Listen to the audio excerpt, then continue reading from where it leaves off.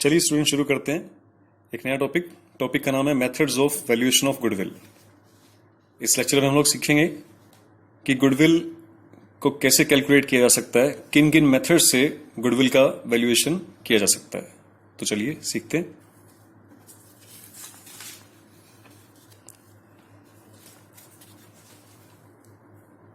Usually there are 3 methods of valuation of goodwill.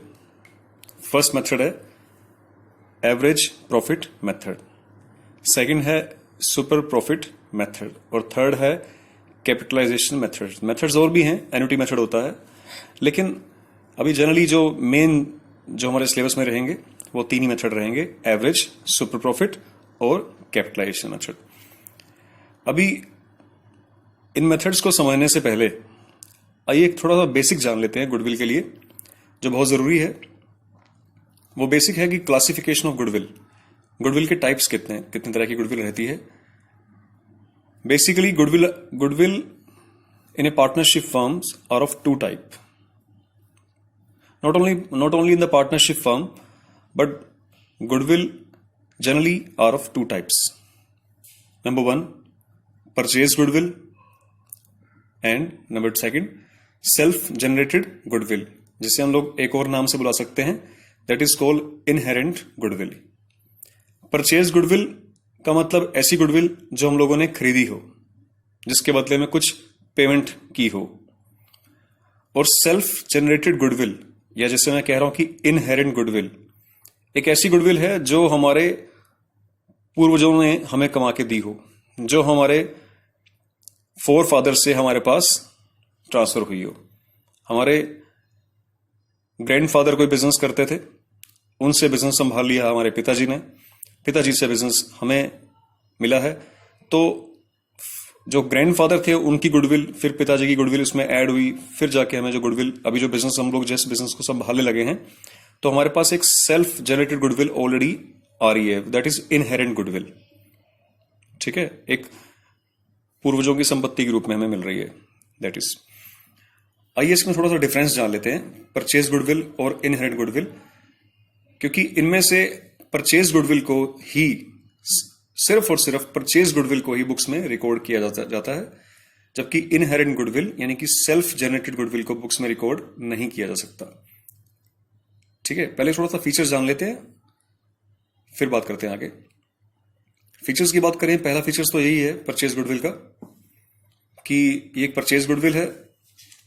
The goodwill which is arises on the purchase of A business, किसी भी business को खरीदते वक्त ये arise हो जाती है। फॉर एग्जाम्पल समझते हैं, आपने कोई बिजनेस परचेज किया, उस बिजनेस की एसेट्स है 1 लाख रुपए की।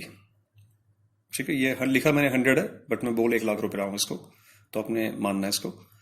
एसेट्स 1 लाख रुपए की है, उस बिजनेस में कुछ लाइबिलिटी भी है, लाइबिलिटी है उसकी 20,000 रुपीज की। ये बिजनेस हमें खरीदना है। फिर हमारी जो बातचीत हुई है, जो एग्रीमेंट हुआ है, जो परचेज कंसिडरेशन तय हुआ है आपस में बायर और सेलर का। परचेज कंसिडरेशन मतलब खरीद मूल्य, कि ये बिजनेस हम खरीदने वाले हैं, एक ऐसा बिजनेस, एक रनिंग बिजनेस है जिसकी एसेट्स 1 लाख रुपए की है, लाइबिलिटी उसकी 20,000 रुपए की है मार्केट में। तो हमारा जो परचेज कंसिडरेशन जो तय हुआ है, वो तय हुआ है 90 रुपीज का, यानी कि हमारे 90 रुपए में सौदा तय हो गया उस बिजनेस को खरीदने का। ठीक है, एक बात ये जान लेते हैं, जर्नल एंट्री बनाएंगे हम लोग यहाँ पे, that is sundry assets account debit to sundry liabilities. हम एक बिजनेस परचेज कर रहे हैं जिसकी एसेट्स हैं 1 लाख रुपए की और लाइबिलिटीज उसकी हैं 20,000 रुपीज की, यानी कि वो बिजनेस नेट एसेट्स, उस बिजनेस की अगर हम बात करें, total assets minus outside liability की अगर हम बात करें, तो उस बिजनेस की नेट एसेट्स है 80 रुपीज की, यानी कि total assets minus liabilities, outside liabilities. उस बिजनेस की नेट एसेट्स जो हैं वो है 80 रुपीज की। उस 80 रुपए कीमत वाले बिजनेस को आज हम 90 रुपए में खरीदने को सहमत हुए हैं, एग्री हुए हैं।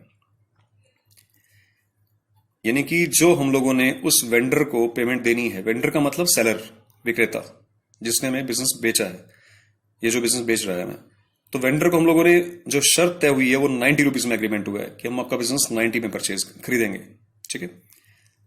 ये क्या ये एंट्री मैच हो रही है? No, it is mismatching entry. इधर देखिए, इधर 1,10,000 रुपए है ना, इधर 1,10 है, इधर कितना है 1,00,000 लिखा हुआ है, तो 10,000 का गैप है डेबिट साइड में। वो डेबिट साइड में जब 10 लिखेंगे तो ये गैप भरा जाएगा गुडविल से। इसका मतलब यहां पे क्या हुआ? मतलब ये हुआ कि एक रनिंग बिजनेस को परचेज कर रहे हैं हम लोग, हम जानते हैं इस चीज को कि उसकी नेट एसेट्स यानी कि उसका जो शुद्ध मूल्य है बाजार के अंदर वो 80 रुपए का है, फिर भी हम उसे 90 रुपए में देने को तैयार हैं, 90 रुपए में खरीदने को तैयार हैं। हम 10 रुपए जो उसके लिए अतिरिक्त वैल्यू दे रहे हैं, उसको अतिरिक्त मूल्य चुका रहे हैं, that is due to the goodwill of that business. हो सकता है उसकी कोई फेवरेबल लोकेशन हो, कोई कॉर्नर शॉप हो, कोई मेन मार्केट के अंदर शॉप हो, उस कारण से वो 10,000 रुपए हम उसके लिए फालतू दे रहे हैं। That is called the purchase goodwill. अब जब भी हम बुक्स बनाएंगे, अपनी बुक्स के अंदर बैलेंस शीट बनेगी, तो बैलेंस शीट में हम लोगों ने एसेट साइड में जहां पे हम लोग सन्ड्री एसेट्स दिखाएंगे, डिफरेंट टाइप के एसेट्स, वहीं पे गुडविल भी एसेट साइड में दिखाएंगे। तो ये that is called purchase goodwill. Inherent goodwill को एक अजम्पशन बेस पे लिया जाता है, ठीक है। इनहेरेंट तो एक सेल्फ जनरेटेड गुडविल है ना, इसको कोई चैलेंज नहीं कर सकता। अब सेक्शन 26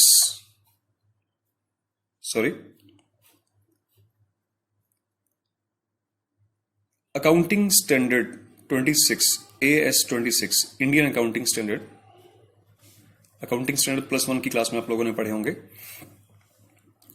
चैप्टर 4 में था इंडियन अकाउंटिंग स्टैंडर्ड्स।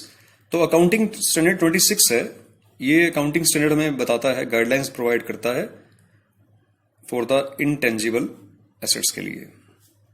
और हम अच्छी तरह जानते हैं कि गुडविल एक इंटेंजिबल एसेट्स है, ठीक है। और इसमें बिल्कुल क्लियर कट इंस्ट्रक्शंस है कि आप सिर्फ ऐसी गुडविल को ही बुक्स में दिखा सकते हैं जिनके बदले में आपने कुछ मनी की टर्म में या इन एनी अदर मनीज वर्थ में पे किया हो, तभी गुडविल बुक्स में आप दिखा सकते हैं। जैसे कि आपने पेमेंट की है 10,000 रुपए की, दिखा सकते हैं 10,000।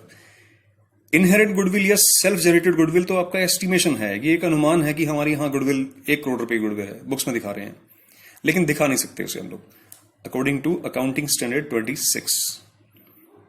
ये गाइडलाइंस हैं जिसे एवरी चार्टर्ड अकाउंटेंट को, एवरी अकाउंटेंट्स को फॉलो करना होता है, ठीक है। तो ये डिफरेंस रहेगा कि अकॉर्डिंग टू AS 26 गुडविल को बुक्स में दिखाना मना है अगर वो इनहेरेंट है। हाँ, वो दिखाई जा सकती है अगर वो परचेज की हुई है, आपने उसके बदले में कुछ कीमत चुकाई है, चाहे वो पैसे के रूप में या फिर चाहे किसी भी और वस्तु के बदले में उसकी कीमत चुकाई हो आपने, ठीक है। ये एक बेसिक डिफरेंस था इसमें कि कौन सी गुडविल बुक्स में दिखाई जाती है, कौन सी गुडविल बुक्स में नहीं दिखाई जाती है। और एक एग्जांपल से भी आपको समझ आया होगा that what is the meaning of purchase goodwill, right. अभी और कुछ और जानते हैं इसके बारे में। जैसे कि मैं बता रहा था कि ये गुडविल परचेज्ड है, ये इनहेरेंट है, इसे बुक्स में दिखा सकते हैं, इसे बुक्स में नहीं दिखा सकते हैं। इसे कहां दिखाएंगे आप? बैलेंस शीट की एसेट साइड में, ठीक है, इस तरह से। ये बेसिक डिफरेंस रहेंगे। ये जो गुडविल है, परचेज गुडविल, ये एक इट इज अमोर्टाइज्ड